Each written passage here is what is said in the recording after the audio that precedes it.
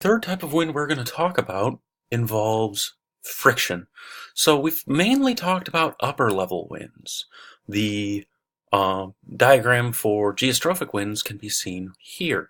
We've got a pressure gradient force balanced by a Coriolis force and a resultant wind moving to the right, and you know it's the northern hemisphere for that reason.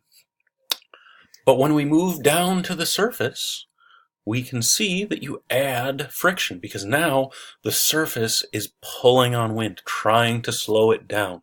So it balances the Coriolis force, those two add together to balance the pressure gradient force now. So the pressure gradient force hasn't changed. It's still acting in the same direction at about the same strength because you can see the pressure gradients are about the same. But now Coriolis force and friction together balance it out, and you've got a wind that crosses isobars because now you've got friction which has to work against the wind and Coriolis force which has to work in the northern hemisphere to the right of the wind. So friction is slowing down the wind, only really impacting the speed, and Coriolis force is trying to turn the wind.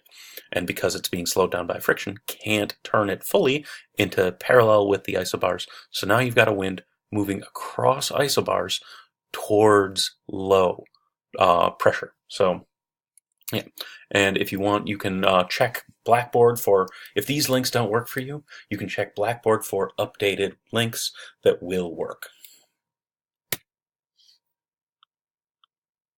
So again, if we want a slightly different view of wind, you can say the initial starting wind, so the pressure gradient force, is creating this wind. But things are getting in the way. Mountains, buildings, basically anything where you're above the surface or sticking up from the surface is going to interact with the wind, creating friction or a frictional force. And it's going to slow down the resulting wind. And the resulting wind is what we actually feel in that area. And again, you can see this when you look at surface weather maps. You can see the winds, they generally don't move parallel to isobars. They move across isobars. And again, that is the impact friction has.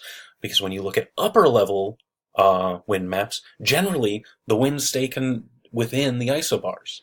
But when you move down to the surface, they do not.